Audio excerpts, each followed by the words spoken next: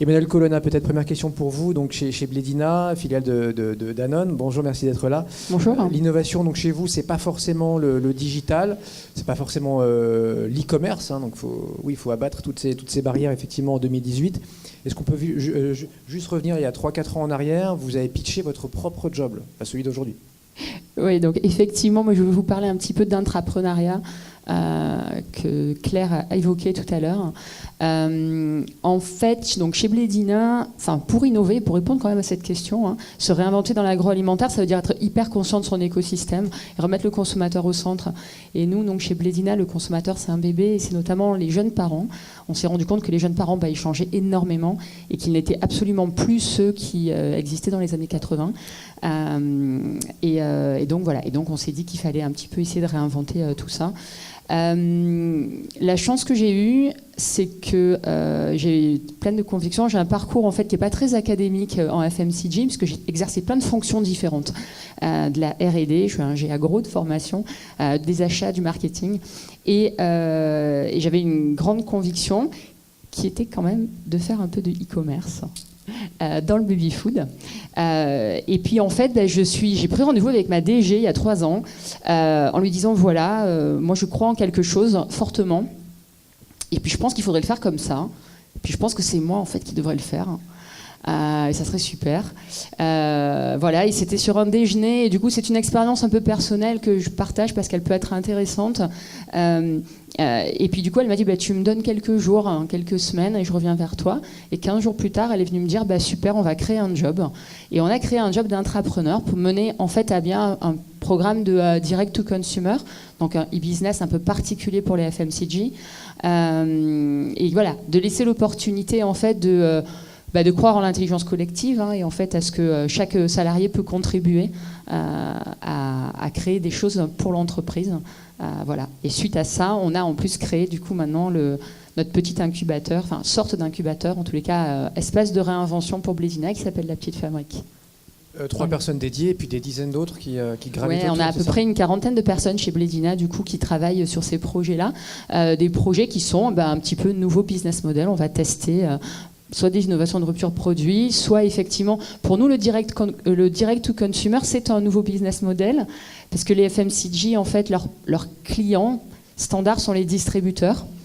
Donc dans notre façon de gérer notre PNL, quand on va jusqu'au consommateur final, c'est forcément une évolution pour nous. Donc c'était ça inclut bien ce côté nouveau business model. Et donc voilà, on a à peu près une quarantaine de personnes qui travaillent sur ces projets-là d'intrapreneuriat chez Blédina. Et par rapport à beaucoup de marques, il ne faut pas être schizophrène, c'est-à-dire que vous vendez aux distributeurs.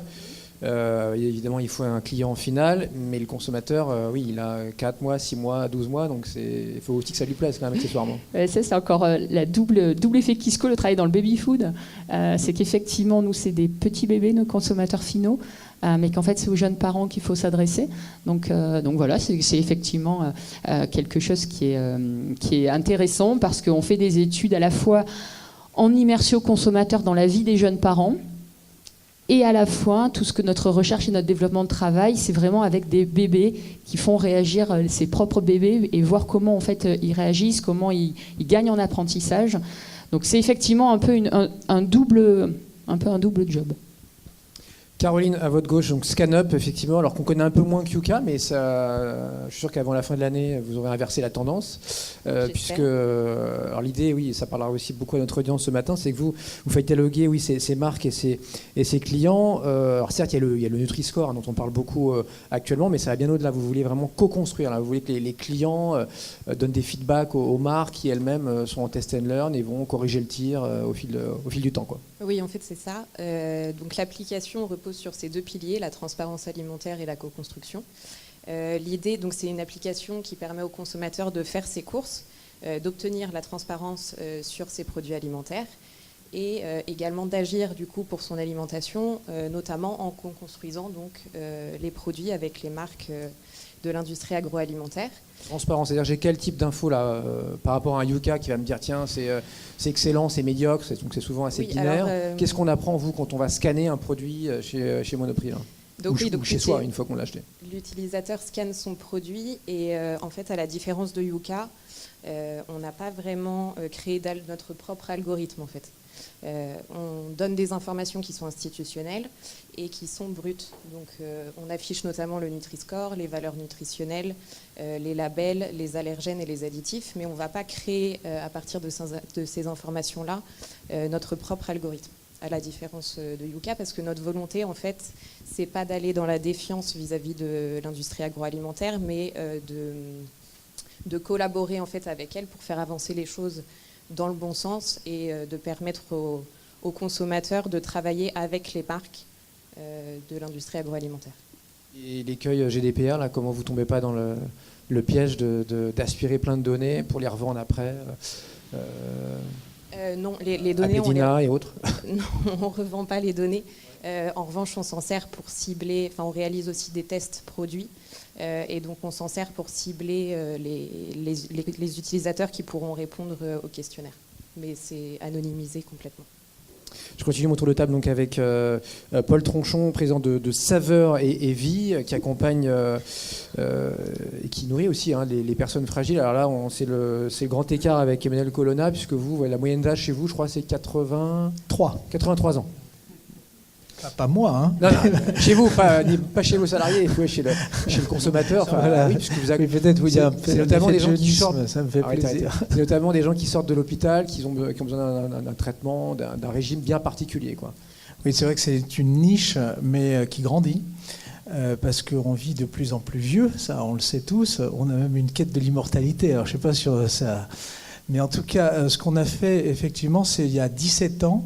De mettre finalement à disposition un service à la fois de conseil en nutrition, parce que quand on sort d'une opération complexe, souvent quand on est âgé, parce que forcément le corps s'essouffle un peu, on a des problèmes toujours liés à l'alimentation, pratiquement toujours.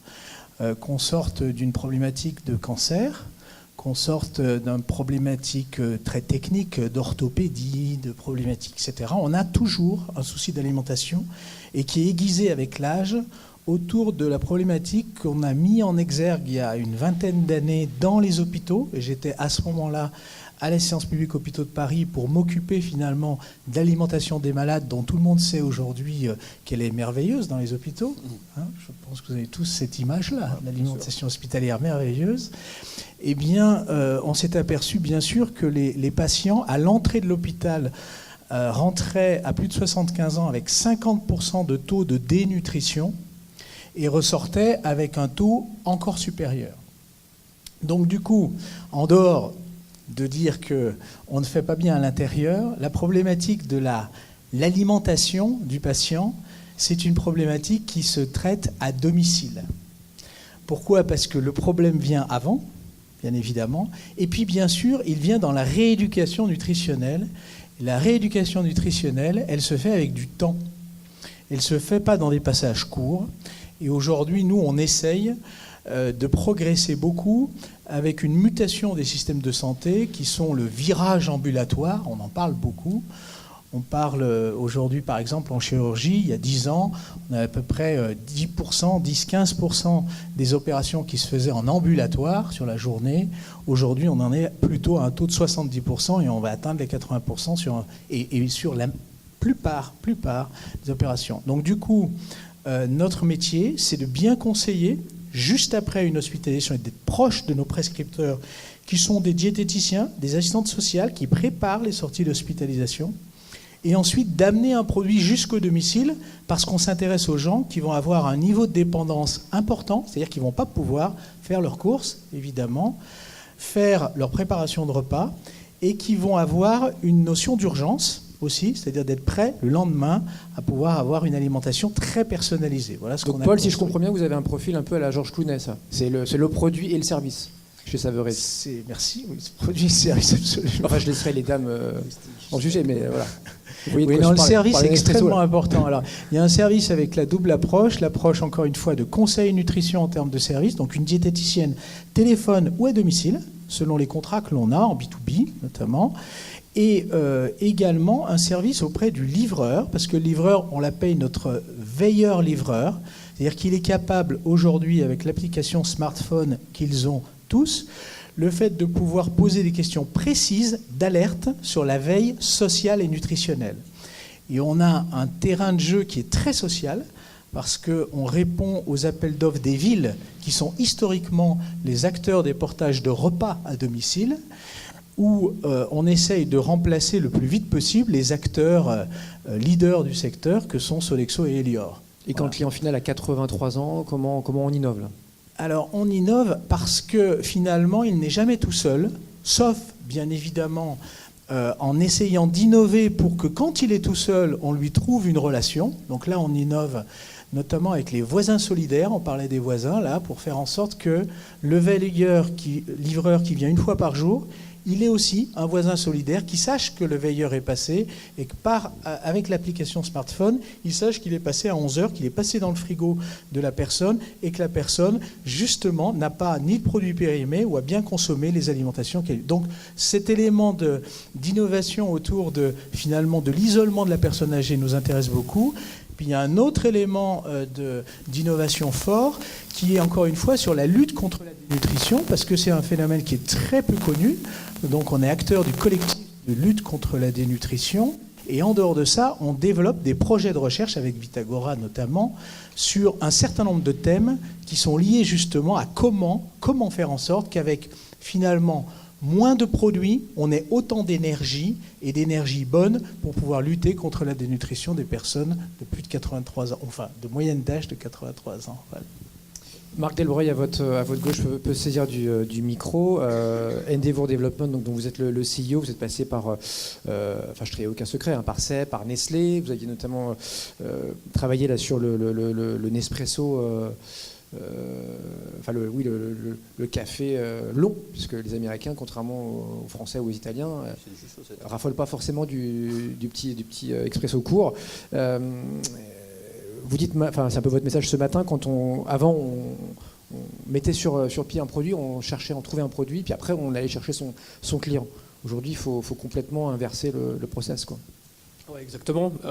Et les intervenants de ce matin ont bien planté le décor, parce que bon, ça va paraître un peu présomptueux, mais c'est très schématique. C'est que vous projetez il y a 40 ans en arrière ou il y a 30 ans en arrière, la technologie c'était souvent le frein à l'entrepreneuriat, à la création.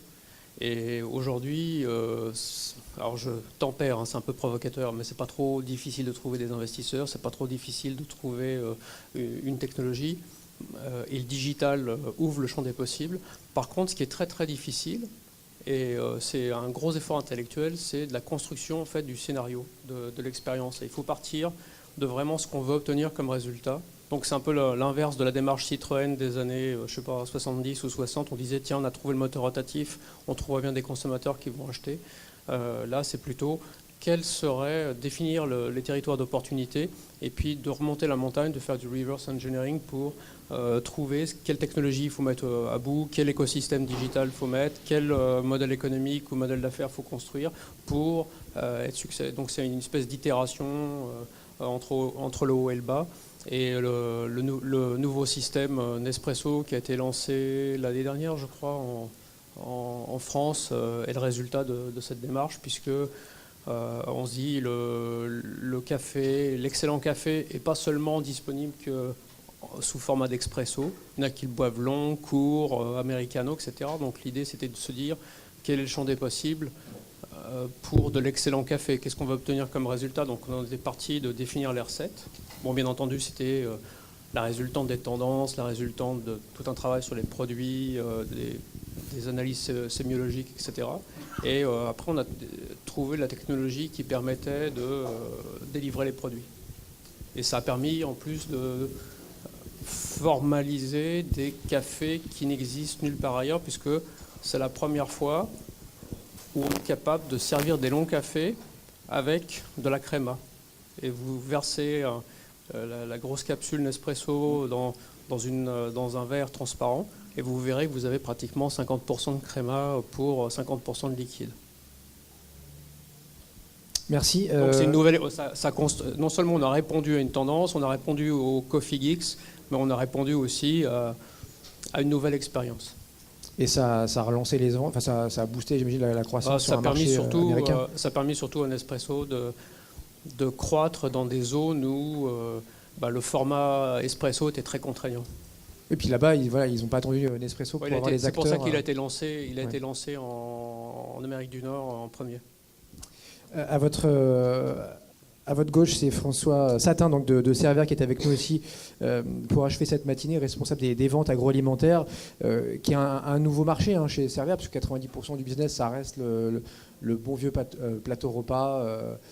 Avec des coups de il n'est pas vieux, il est pas vieux, il peut être très neuf. Vieux, non, il est frais, mais je veux dire qu'on va trouver sur la classe éco jusqu'en business pour les compagnies aériennes, évidemment. Donc on l'a tous goûté au moins une fois dans sa vie. Et vous, effectivement, vous êtes, François, sur le hors aérien. Vous n'êtes pas tout seul, évidemment, chez Servair. Je disais, c'est déjà 10% du chiffre d'affaires, avec des nouveaux clients là, et des demandes parfois très précises, quoi. Alors on oublie le plateau repas, ça peut être un ingrédient, un dessert, je veux telle quantité.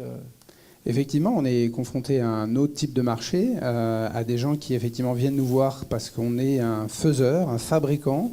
Donc on est essentiellement dans le B2B. C'est pas nous qui sommes les commercialisateurs, c'est des gens qui vont commercialiser, qui ont décidé effectivement d'avoir un business model particulier, qui viennent chercher chez Servair le savoir-faire gastronomique, la réassurance en matière de traçabilité, de qualité effectivement des services, et de pouvoir les accompagner effectivement. Donc on est confronté aussi bien à des sociétés qui se lancent, qui parfois ont des projets qui peuvent sembler un peu farfelus au début, avec des quantités qui sont voire très simples et très limitées.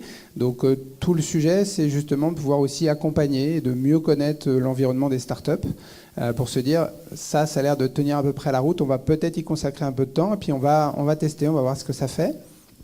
Et puis on a effectivement des sociétés qui se montent et qui fonctionnent et qu'on sert effectivement régulièrement. Donc on appelle Servair, moi je suis une petite start-up, je reviens à Montmartre, je vous commande 400 moelleux au chocolat, vous allez me dire non là franchement 400 je peux pas. Ça dépend des cas. Donc on a eu le cas il n'y a pas très longtemps, quelqu'un qui a su que j'intervenais aujourd'hui et qui m'a contacté la semaine dernière en disant tiens, il paraît que vous faites ce genre de choses. Voilà, je vous décris mon projet. Et est-ce que vous pensez qu'effectivement ce serait quelque chose que vous pouvez faire? Je lui ai dit oui, effectivement, sur l'aspect technique, sur le savoir-faire, on va savoir faire. Maintenant, vous me dites, vous en voulez 50 unités d'une seule recette, et ce sera peut-être qu'une seule fois par semaine. Je lui dis, allez plus loin dans votre modèle, essayez d'avancer un peu, et puis quand vous serez un peu plus gros, oui, effectivement, on va en reparler, parce que, évidemment, nous, on est dans une grande entreprise. On peut être ouvert, effectivement, à ces nouveaux modèles. Maintenant, il y a une limite qui est celle du temps qu'on va passer et de l'opportunité réelle en termes de chiffre d'affaires derrière. C'est-à-dire qu'évidemment, il faut que ça soit donnant-donnant. Si on part sur du développement, si on part du travail, il faut que ce travail soit rémunéré d'un certain côté. Donc, soit on va se rémunérer parce qu'on va faire effectivement un chiffre d'affaires qui est suffisamment conséquent et qui va pouvoir couvrir l'ensemble des coûts qu'on a engagés, soit on va co-construire les choses et demander effectivement à la société de participer aussi aux efforts qui sont ceux, non pas d'intégration, mais qui sont ceux des fois de développement, parce qu'ils peuvent être à un stade de développement qui est trop faible et ils n'ont pas forcément toutes les ficelles du métier. Voilà, j'ai encore été surpris il y a quelques mois de personnes qui me contactaient et qui me disent tel et tel type de choses. Je dis mais et la DLC, vous en avez pensé quoi et comment vous voyez les choses? Ah, la DLC, oui, c'est pas bête. Ah, d'accord. Vous voulez dire qu'il y a des entrepreneurs, là encore en mi-2018, qui se lancent dans la foodtech sans rien y connaître, quoi. Alors qu'il y en a déjà des dizaines en France qui se Clairement, sont... ouais, tout à fait. C'est pas un exemple inventé, c'est une réalité et c'était en décembre dernier. D'accord. Et au-delà donc de cet exemple qui est ce qu'il est, votre collaboration avec les startups, comment vous la qualifieriez là Aujourd'hui, c'est une évolution importante effectivement pour Servair, parce qu'en tant que grand groupe, comme vous l'avez signifié, effectivement, on est sur différents marchés, mais le plus gros, c'est la restauration aérienne. On est présent aussi dans le retail, mais plutôt en Afrique et dans les dom-toms. Donc on a aussi quand même cette habitude du consommateur final. Mais là, on est effectivement dans une situation où des sociétés veulent commercialiser et viennent chercher chez nous un vrai savoir-faire. Et ces sociétés, c'est plutôt des gens qui sont dans ce qu'on va dire plutôt la food delivery, qui sont soit des entreprises qui sont des restaurants virtuels ou des sociétés de cette nature, qui viennent chercher chez nous un élément. Sophie Reboul parlait tout à l'heure effectivement de cette notion de product as a service. En fait, leur production, c'est l'offre qu'elles font aux consommateurs, mais elles ne produisent rien. elles vont chercher et donc elles vont construire effectivement leurs différentes briques avec des partenaires. Et elles, par contre, elles vont la rassembler et le mettre à disposition d'un consommateur final. Et ça, effectivement, c'est une vraie nouveauté. Et donc, parfois, on est confronté aussi à « super, ça va le faire avec Server, on va pouvoir travailler. Est-ce que vous auriez d'autres gens à nous conseiller pour faire telle brique ?» Parce que vous avez peut-être dans votre environnement. Et donc ça, c'est aussi un élément qui est important et qui a évoqué un peu Claire tout à l'heure par rapport à une des questions, c'est la mise en perspective de relations entre différentes entreprises. Ça peut être des entreprises qui existent déjà depuis longtemps, mais ça peut être aussi des startups qui parfois ont une vision très large de qui peut exister sur le marché, mais qui parfois n'ont pas cette vision du tout. Et effectivement, c'est l'occasion de leur dire « Ah, vous êtes là-dedans, mais est-ce que vous savez que telle entreprise existe ? Vous devriez aller les voir. Peut-être ce sera une opportunité soit de travailler en commun, de faire du plus-plus, soit carrément de se dire « Bah non, il faut arrêter de faire chacun dans notre coin et faisons quelque chose ensemble, quoi. » On achète ce tour de table avec Manuel Géa, donc CEO de BM System. Tout mettre sur le digital pour répondre à cette question-là, comment on se réinvente. Est-ce que ça a du sens selon vous, Manuel ? Alors, juste peut-être pour commencer, je suis un ancien data scientist, mais qui a fait une cure de désintoxication d'1 année en sociologie pour étudier la sémantique générale, c'est-à-dire l'art de sortir du cadre. Et je pense que c'est très important de comprendre que, avant tout, c'est le métier qui compte. Alors, à titre d'information, on est un groupe de personnes, on a rédigé donc un position paper sur la transformation digitale des métiers qui se rebiffent mais qui vont accepter de se transformer. Je m'explique. La révolution digitale, c'est ce que prônent les vendeurs de pioches qui vendent, vous savez, des applications informatiques, des choses comme ça, et qui vous expliquent qu'il faut absolument le faire, sinon vous n'êtes pas dans le coup. D'accord ? Avec la société Bolero, donc Caroline Fayet, on a fait une étude sur un gros pharma, où on avait des taux de téléchargement monstrueux, ils avaient tout ce qu'il fallait, mais quand vous commencez à regarder l'usage, eh bien ça frôlait 1%, et sur une, c'était des médecins qui détournaient l'application pour faire leur publicité sur leur clinique esthétique. Donc je pense que c'est très important de comprendre. Si vous n'avez pas votre appli ou truc comme ça, ben dites-vous c'est très bien, j'ai peut-être gagné de l'argent. Et le point très important, avant de commencer à faire tous ces trucs-là et écouter tout le monde, ce qu'on dit, c'est qu'il faut dissocier ce qui est le métier complexe dans votre entreprise et ce qui est le métier compliqué. Si vous commencez à analyser ça, vous allez vous rendre compte qu'il y a des choses, effectivement, qui sont d'automation, des tâches, et ça, c'est assez facile.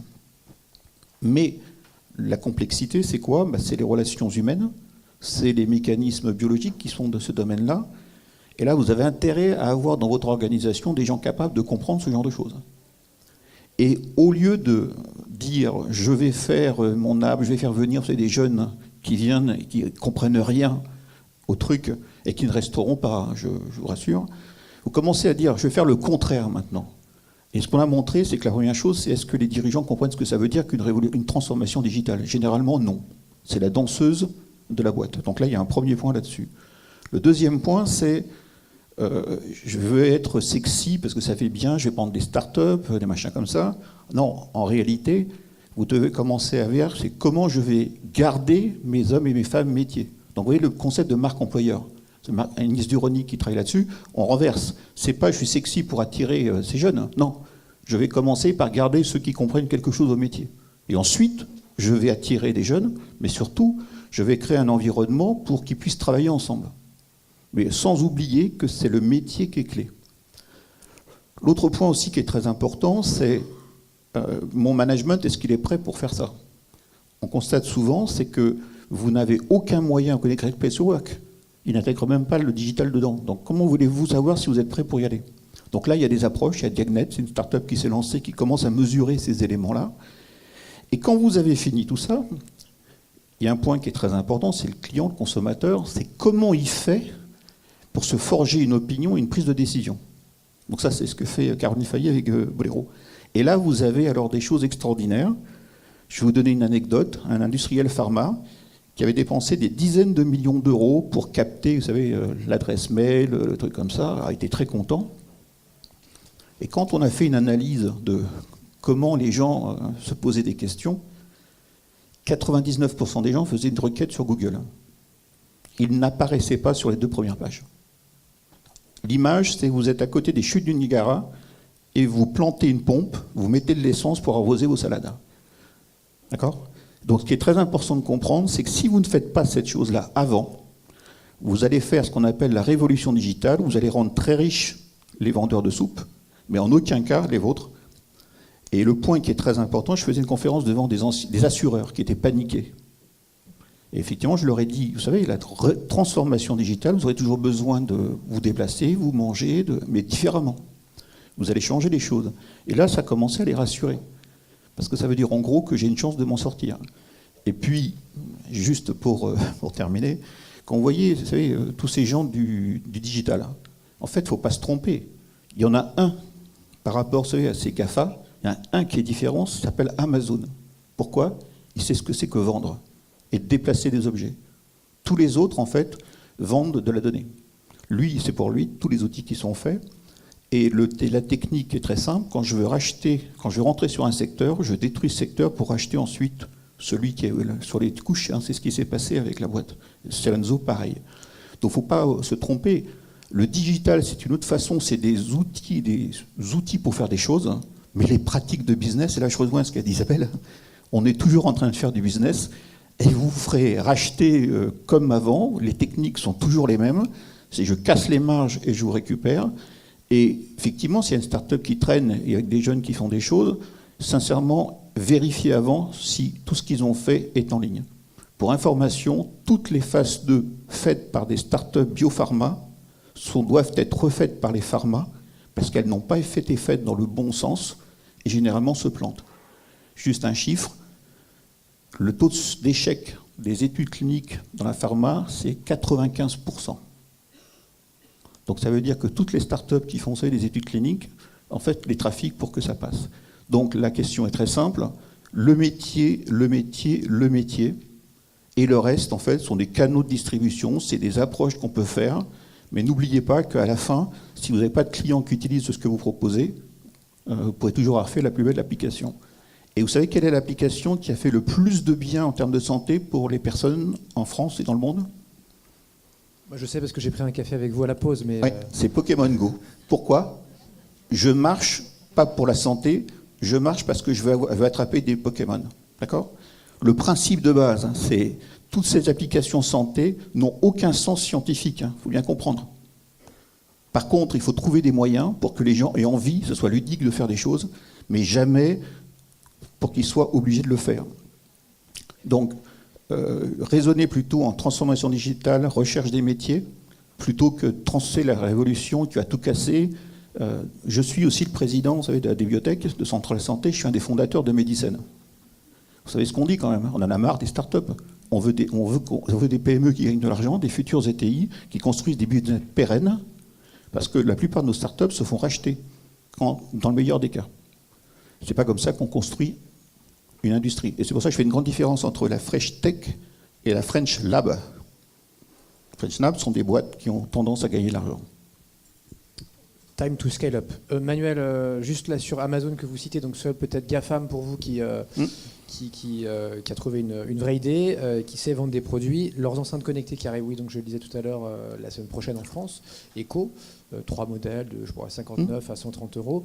Est-ce que ça va bouleverser d'une manière ou d'une autre aussi l'agroalimentaire ? Alors déjà, la première chose, c'est ceux qui ont utilisé les trucs. Effectivement, leur demander le temps qu'il va faire, leur demander des choses très basiques, ça va.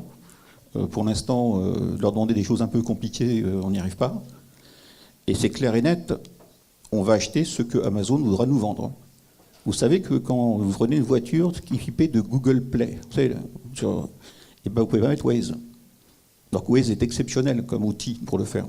Donc ça veut dire que nous sommes en train, et ça on ne le sait pas, donc ça s'appelle de la souveraineté numérique, c'est que nous allons bientôt avoir, nos voitures ne seront plus nos voitures, mais ce seront des ordinateurs qui n'accepteront que les applications que les industriels auront voulu mettre. Donc on est en train, sans se rendre compte, de se faire réduire en fait nos choix. Et moi, j'aime Waze, peut-être que je n'achèterai jamais de voiture qui a Google Play, alors que Google Play est pas mal.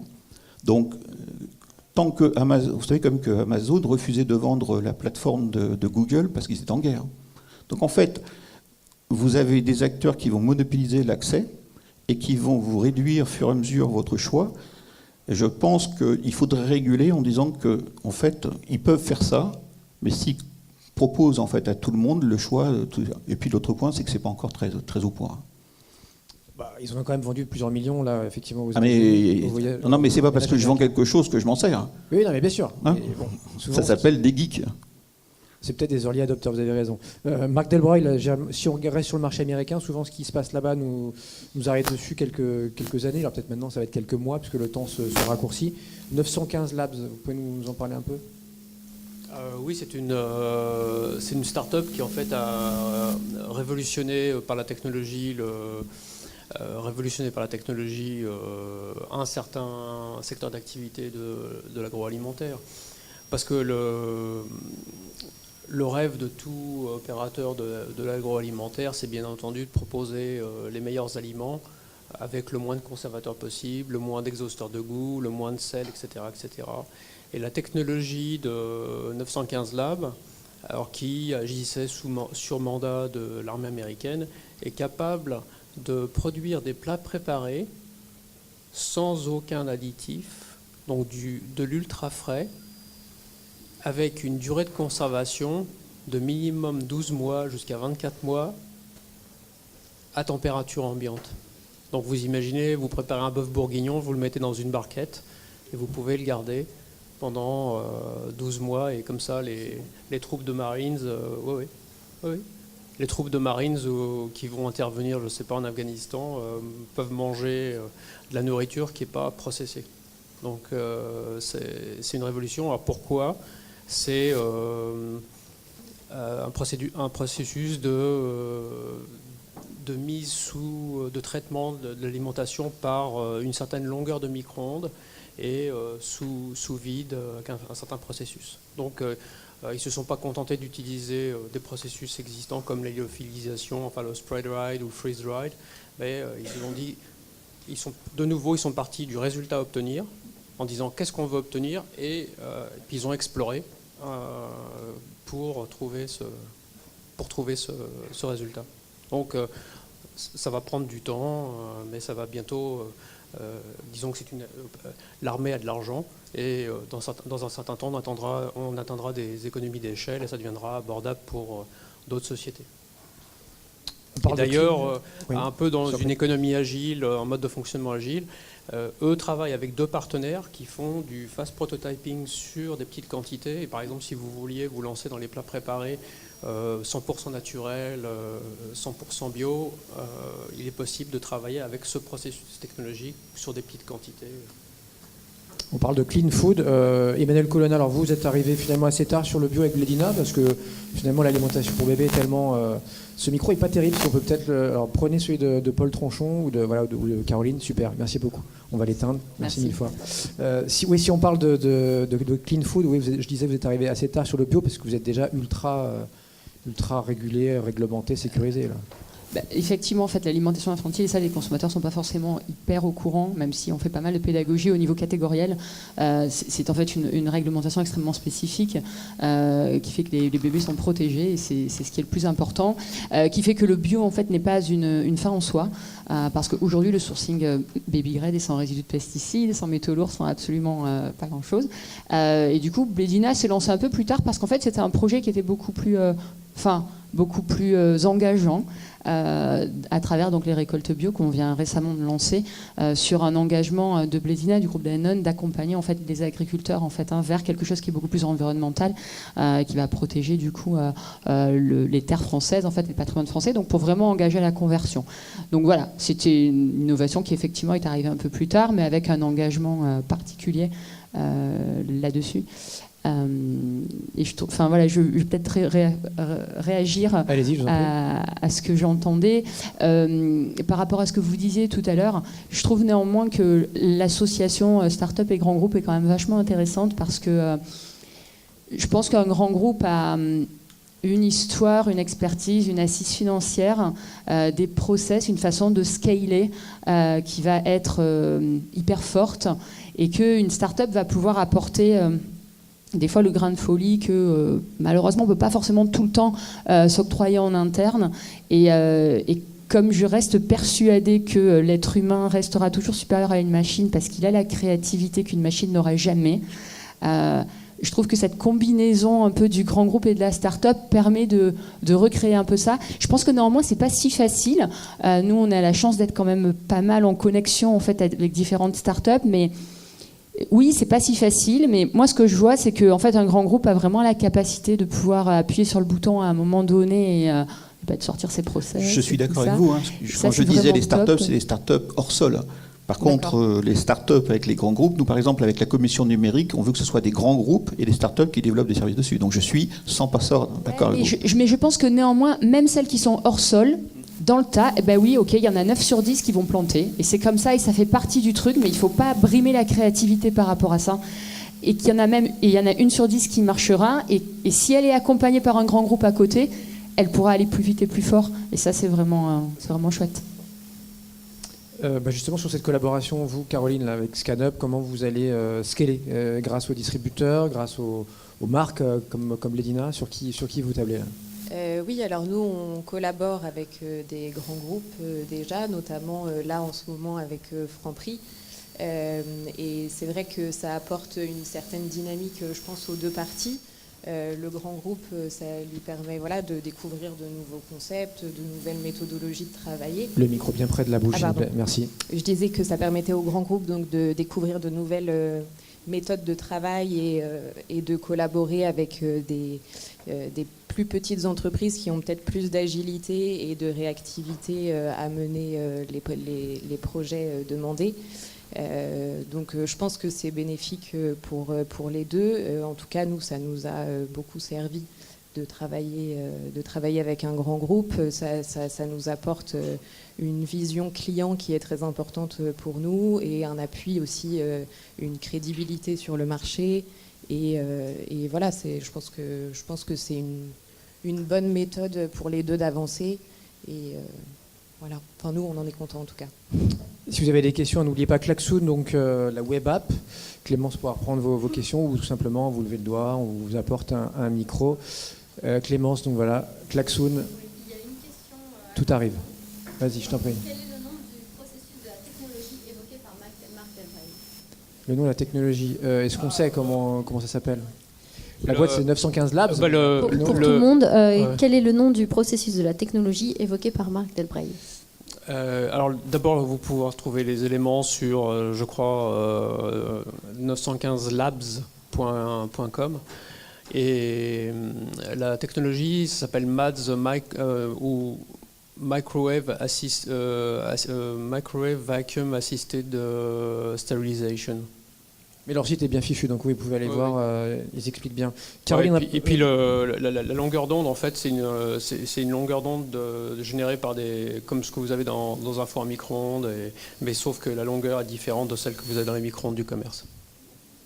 Si vous avez d'autres questions, on va faire circuler le micro. Emmanuel, il n'y a pas besoin de réinventer la roue pour innover. Là, vous nous parlez de ce premier petit pot personnalisé que vous avez sorti, qui a fonctionné au-delà même de vos attentes, je crois.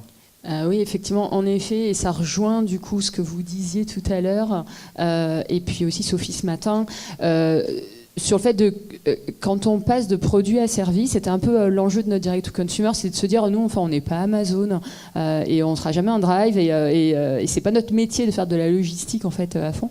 Qu'est-ce qu'on peut apporter en fait aux consommateurs? Donc on peut leur apporter de l'expertise, de la nutrition, plein de choses, mais on peut aussi leur apporter quelque chose en fait qui est assez artisanal finalement. Et qui prouve aussi qu'il y a plein de gens derrière ce qu'on fait et que c'est pas que des machines et que les grosses boîtes, c'est pas que des grosses boîtes, des grosses entreprises. Et donc effectivement, on a lancé ce que nous on appelle une première petite boîte pour vraiment accompagner les premières cuillères des enfants, avec donc plein de petites saveurs pour découvrir les goûts, et aussi le fameux petit pot à la carotte, le fameux premier petit pot à la carotte que vous allez tous donner à vos enfants, qui est personnalisé au prénom en fait de votre bébé. Et ben là, en fait, il s'est passé un truc. En fait, on a lancé un matin. Jean-Baptiste est ici aussi, d'ailleurs, si vous avez un moment, qui est intrapreneur sur le sujet. On a lancé ça un matin et en fait, ça s'est vendu tout de suite, sans même qu'on le médiatise plus que ça. Et on se rend compte que, voilà, il y a un truc. Il y a vraiment quelque chose en fait. Et ça reste très artisanal de toute façon. Et qui l'achète alors? C'est quoi, c'est vers 4 mois? Et alors, mois, en termes alors pareil, de switch de business model, ce qui est vachement intéressant, c'est de se dire que il y a les parents, bien évidemment, qui l'achètent, et ça c'est normal. Mais en fait, on se rend compte aujourd'hui qu'il y a beaucoup de cadeaux qui sont faits avec ça. Donc des parrains, des marraines, des tontons, des papis, des mamies. Et ça, se dire, ne serait-ce qu'il y a 2 ans en arrière, qu'on allait offrir un petit pot à un bébé, c'était assez break. Et c'est possible en fait. Donc c'est pour ça, des fois il faut être un peu fou. Et puis à côté de ça, il y a des trucs qu'on lance qui ne marchent pas et qu'on change. Et c'est pas grave.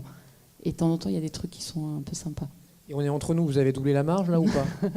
Alors, pour le coup, tout ce qui se passe dans un petit incubateur comme la petite fabrique, c'est pas du tout un sujet de marge en fait. C'est vraiment un sujet de tester des choses. L'objectif de la petite fabrique chez Blédina, c'est de se dire à un moment donné, on va transférer ça un peu au base business, à nos équipes à côté de nous, qu'on connaît hyper bien, mais qui travaillent un peu plus comme un grand groupe, qui savent un peu plus scaler les choses. Donc voilà, donc c'est pas vraiment un sujet de marge en fait aujourd'hui. Voilà, ras-le-bol des KPI, tout ça, la petite fabrique, voilà, on sera mieux. Manuel Géa, mais justement là sur cet univers un peu anxiogène là autour de la transformation digitale, Amazon, ils vont tous nous tuer, tout ça. Est-ce qu'on en fait trop? Est-ce qu'il faut renverser le truc, là, avoir un discours un peu plus optimiste? Tout à fait. Je pense que c'est l'intérêt de tout le monde. Moi, j'ai plusieurs sociétés, dont des sociétés d'informatique, donc c'est du push, c'est-à-dire j'essaie de convaincre des gens pour acheter des choses dont ils n'ont pas besoin. Donc le point très important, vous savez qu'à chaque fois que Windows fait une nouvelle version d'Office, vous utilisez de moins en moins en pourcentage de ce qu'il propose. Donc le point important là-dedans, c'est qu'il ne faut pas se faire avoir, si vous voulez. C'est-à-dire qu'en gros, si on comprend ça, eh bien on sait que notre avis, notre point de vue, et nous en tant qu'utilisateurs, on peut dire non de temps en temps sans passer pour être ringard. C'est ça le point. Et qu'il faut en fait trier, et que le consommateur, on va dire, ou le patient, ou tout comme ça, est suffisamment grand à un moment donné pour dire ça va marcher ou pas. Est-ce que Neder avec les petits prénoms, c'est extraordinaire. C'est-à-dire que c'est quelque chose qu'aucune machine n'aurait pu prévoir, parce que tous les programmes auraient dit qu'il ne fallait pas le faire. Parce que l'IA, en fait, est basée sur l'historique, l'ancienneté. Donc la créativité restera toujours du domaine de l'individu. Et puis, à partir de ce moment-là, on va complètement changer, si vous voulez, ce côté anxiogène. Parce que révolution, je l'ai testé le mot, c'est demain, je révolutionne tout, donc ça veut dire que je ne suis plus là. Quand vous dites non, on va transformer vos métiers, et vous le ferez différemment. Je peux vous dire que dans la mentalité des gens, ça change complètement. C'est-à-dire qu'en fait, je me projette, et je comprends que je vais devoir changer. Je vais changer ma façon de faire. Mais aujourd'hui, quand on nous dit on est en retard, vous savez, la France est toujours en retard, ouais. En fait, finalement, si on n'a pas fait des conneries des autres, on est même en avance. Et je vais vous donner un exemple. Vous connaissez le rapport Villani? Bon, vous savez qu'il y a un autre rapport qui est un peu plus intelligent, ça s'appelle le rapport de France Stratégie, qui a fait IA et travail, avec Salima Benabou. Donc, je participais à celui-là.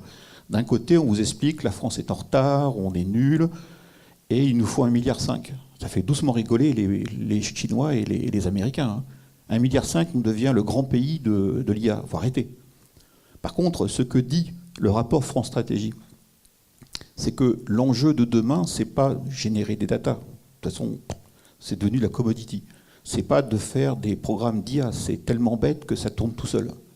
C'est avoir des gens qui vont être capables d'interpréter et donner du sens métier.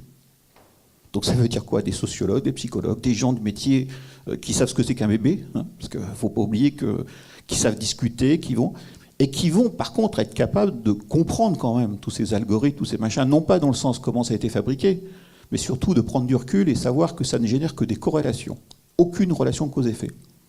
Quand vous commencez à expliquer tout ça, que vous commencez à relativiser un peu les choses, et que vous dites que demain, moi dirigeant, mes hommes clés, mes femmes clés, vont être des gens qui sont capables de maîtriser, de comprendre, et puis peut-être d'éduquer ces algorithmes, je peux vous dire que ça devient beaucoup, beaucoup moins anxiogène. Et c'est ça, je crois, qui est très important, et c'est un ancien data scientist qui vous le dit. Vous dites ancien parce que vous avez raccroché il y a 3 ans, ou c'est un métier d'il y a 30 ans qui a été... J'ai fait Centrale en 83. Donc d'accord. Et j'ai étudié ce genre de choses. Et à l'époque, il faut savoir que les vieux logiciels d'IA, ça date des années 70, et en fait, ça ne marchait pas parce qu'il n'y avait pas assez de puissance informatique.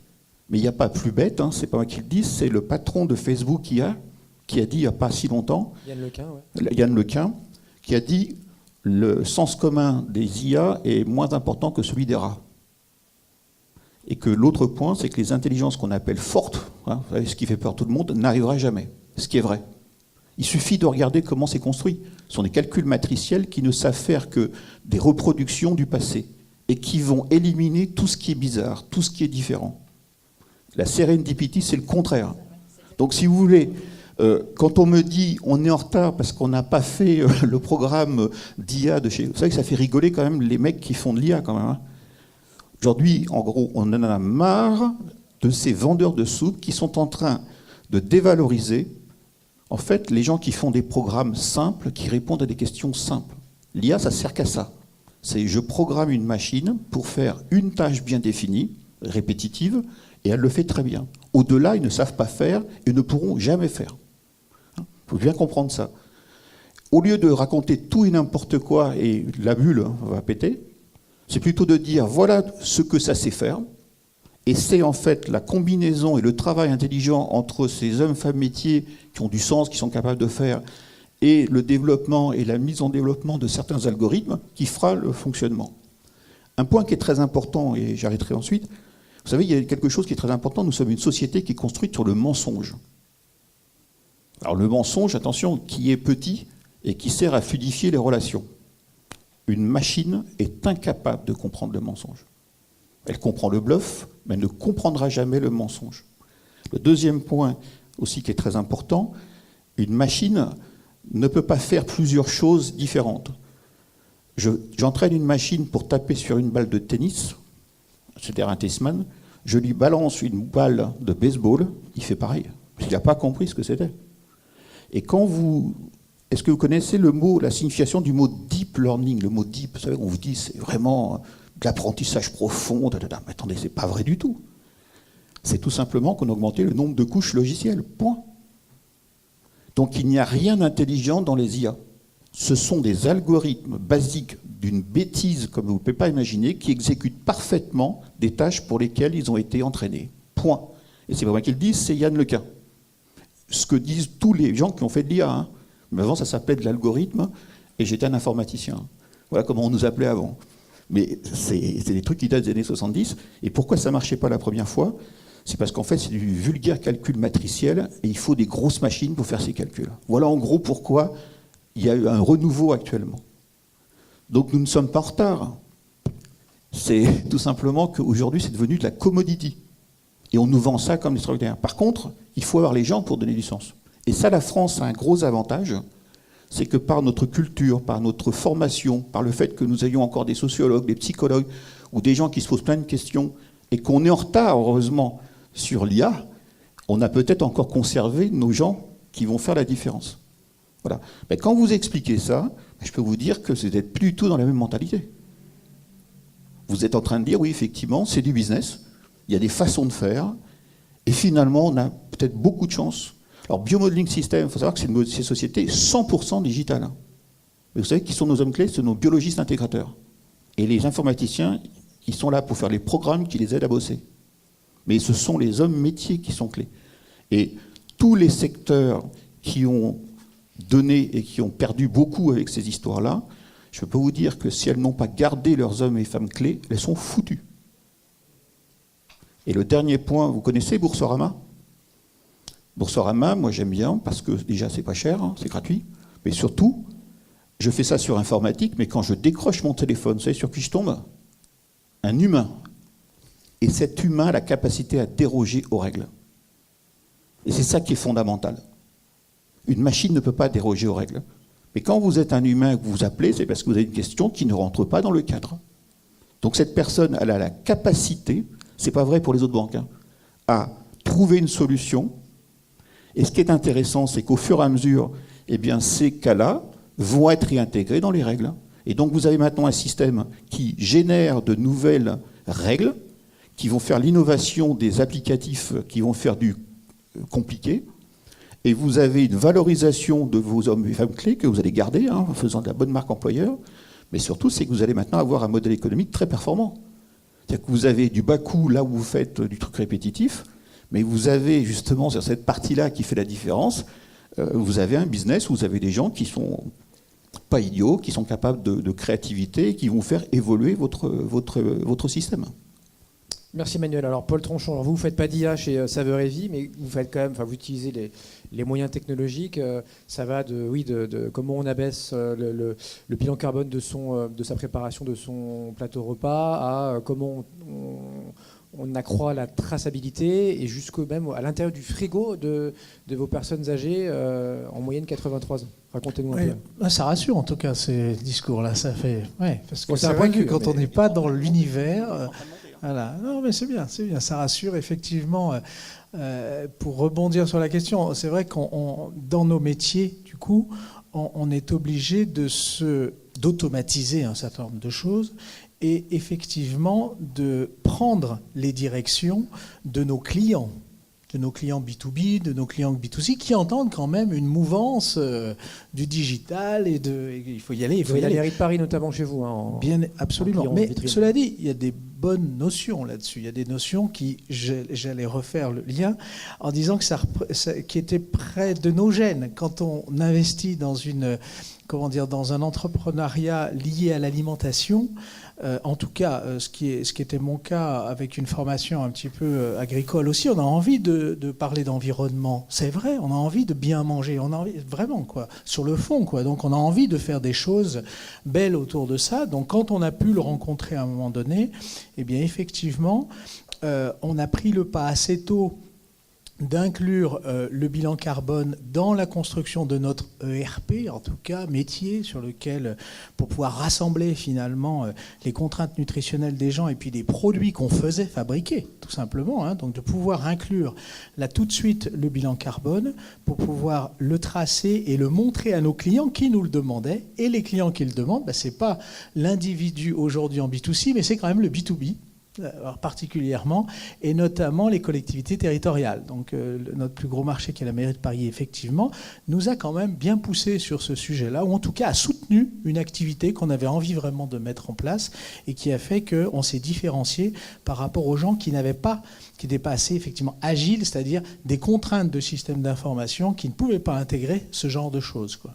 Donc ça, c'était le premier sujet. Puis le deuxième aussi, le fait d'avoir finalement cette notion d'environnement collée, on a pu aussi intégrer des livraisons douces, vite aussi, quoi, avec aujourd'hui une flotte région parisienne, grâce aussi au B2B aussi qui nous a poussé autour de ça, à développer des solutions de livraison en vélo assisté électriquement sur l'ensemble de nos tournées parisiennes. Ça fait quand même une quarantaine de tournées aujourd'hui, et des véhicules électriques aussi. Donc on sent bien qu'on a besoin, pas uniquement du consommateur direct, mais aussi du B2B. Mais là, je parle du politique, du coup, pour influer un certain nombre de choses, même si effectivement, ils ne doivent pas connaître tout à fait ce que vous avez donné comme influence sociologique sur le business, quoi. Voilà.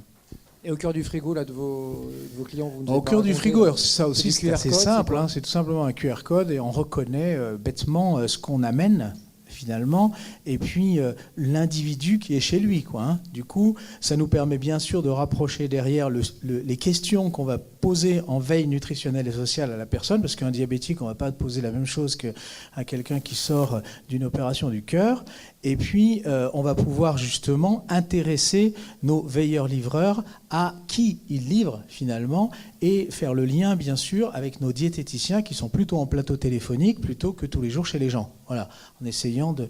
Donc du coup, ça, c'est finalement le support smartphone où la traçabilité des opérations permet aussi de faire dialoguer les gens de l'entreprise finalement sur nos clients, quoi. C'est quand même l'élément important que l'on a trouvé dans ce système-là, quoi.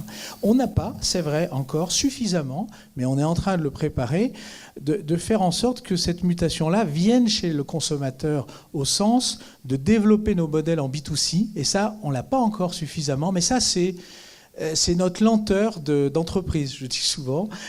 Oui, parce qu'on a aussi finalement, je trouve une chaîne lourde en mise en place. C'est la conception de produits avec des traiteurs, avec qui on travaille depuis longtemps, sur une gamme de produits très importante, parce que la diversité est très forte quand on commence à faire de la spécificité nutritionnelle. Et puis ensuite, on a une chaîne longue de mise à disposition du produit qui forcément demande une courbe d'expérience forte, quoi. Donc du coup, on n'a pas forcément forcément développé suffisamment de l'acquisition client. Quand je vois effectivement des applications où on voit à quel point les technologies sont tournées vers l'acquisition client, et nous, encore peu, quoi. Voilà. Mais on est prêt, hein, on a une belle organisation pour pouvoir maintenant tracer la route, quoi. François Sotalin, peut-être ultime question pour vous. Là, chez Server, comment vous vivez cette innovation? Comment vous allez chercher du client? Est-ce que vous aussi, vous êtes passé du produit pur et dur au service là? Pas encore au service, non, parce qu'effectivement, on n'est pas directement concerné, comme je le disais tout à l'heure, on est en B2B. Donc, effectivement, ce qui se vit, c'est d'apporter éventuellement des éléments technologiques supplémentaires par rapport à ce que pourrait proposer le commercialisateur. Donc, des fois, c'est des approches, j'évoquais la DLC tout à l'heure, c'est un élément important. Il y a certains marchés qui ne peuvent se gagner qu'avec des DLC longues. Donc là, il faut être suffisamment agile et réfléchir effectivement sur des possibilités d'avoir des produits qui vont avoir de la qualité organoleptique, mais qui vont avoir une DLC beaucoup plus longue et qui vont permettre de faire exister un business. Parce qu'il ne peut exister que par ça, parce que, par exemple, il y a une problématique logistique de réapprovisionnement ou de choses de cette nature. Et donc, par conséquent, c'est à nous d'être agiles. Et cet aspect de réinventer, effectivement, l'agroalimentaire, c'est aussi une opportunité en interne. Et c'est extrêmement important. On a parlé des hommes tout à l'heure et des femmes. Pour moi, en interne, c'est très important. C'est-à-dire, on change l'approche, on change la nature, effectivement, des produits qu'on doit mettre à disposition. C'est motivant pour les gens en interne. Ils disent, tiens, on va faire autre chose, on va faire nouveau. Alors, effectivement, il y a un certain nombre de fois où on fait, et puis ça ne se traduit pas dans une véritable production, parce que pour différentes raisons de marché, d'évolution de l'attente, effectivement, du client. Mais au moins, ça a permis aussi de renouveler les approches, et peut-être qu'un projet qu'on n'a pas pu faire aboutir il y a 1 an, on va peut-être avoir l'opportunité de le faire aboutir parce qu'on avait fait les recherches, et là, finalement, on a eu une nouvelle combinaison. Et donc là, on se dit, ah oui, effectivement, ça va le faire. Après, sur l'aspect purement numérique, non, pas vraiment, parce qu'effectivement, on n'a pas cet aspect de commercialisation. Mais comme je le disais tout à l'heure, nos nouveaux clients et les relais de croissance potentiels sur cette activité, ils viennent de la nature, effectivement, de ces clients, qui, eux, sont sur Internet. Donc, si effectivement il n'y avait pas Internet, il ne pourrait pas y avoir ce genre de marché et de nouvelles opportunités de production. Les Foodora, les Allo Resto, alors Food Cherry et Frischti, certes, c'est eux généralement qui font dans leurs ateliers, mais voilà, toutes ces nouvelles startups-là, le cahier des charges, vous le définissez avec eux ou Ça dépend des sociétés. Il y a des sociétés qui arrivent tout de suite et qui disent voilà, on veut ça. Est-ce que vous savez le faire? Est-ce que dans les bonnes conditions de prix et de délai? Et puis il y en a d'autres qui disent on a cette idée-là, mais comme vous avez un savoir-faire, est-ce qu'on pourrait co-construire ensemble? Donc ça dépend effectivement des situations.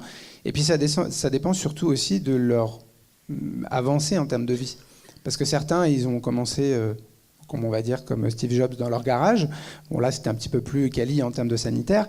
Mais ils peuvent avoir commencé tout petit. Et puis finalement, ils savent qu'au bout d'un moment, s'ils veulent effectivement avoir une vraie progression, gagner en termes de taille et éventuellement pouvoir être duplicable à d'autres endroits, il faut trouver des partenaires traiteurs comme peut être Server, et effectivement de se dire si je l'ai fait là, je pourrais peut-être le reproduire à un autre endroit, et on aura avancé effectivement ensemble. Donc il y a différents types de cas. C'est vrai qu'aujourd'hui dans le marché de la food delivery, il y a d'un côté les plateformes, et donc là les plateformes, elles sont juste un intermédiaire, plus ou moins développées, mais elles ne produisent rien, même si aujourd'hui elles peuvent mettre certains restaurateurs dans des conditions particulières, puisque certains le font.